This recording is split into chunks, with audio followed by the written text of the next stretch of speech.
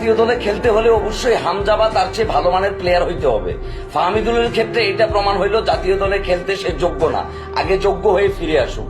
বয়ানে মোহামেডানের কোচ আলফাজ আহমেদ, বাঙ্গির পোলা লটকনের নাতি, যদি ফাড়াইতে পারতাম তোর কানের লতি তাইলে মনে করছে মামা মাথাটা ফুল কি আমার ঠান্ডা হয়ে যেত এখন। আচ্ছা, আমার এই অবুঝ মনটা জানতে চায়, বর্তমান বাংলাদেশের টিমে যে সকল ফুটবলাররা আছে তারা সবাই কি হামজা চৌধুরীর চাইতে বেটার? তারা সবাই কি হামজা চৌধুরীর চাইতে ভালো? বাঙ্গির পোলা, মানে ইউরোপের মাঠে খেলা একটা প্লেয়ার কোচের মন জয় করতে পারে না, আর বসুন্ধরা কিংস এর বেঞ্চ গরম করা প্লেয়াররা তোমাকে মন জয় করে ফেলাইছে না।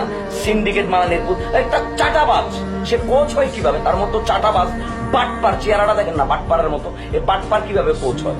হ্যাঁ, তার নাম বলে আবার আলফাজ আহমেদ। সে বলতেছে যে কি সে জাতীয় দলে খেলার যোগ্য না। তাহলে কারা যোগ্য? এই বাঙ্গির পোলারা কারা যোগ্য বল?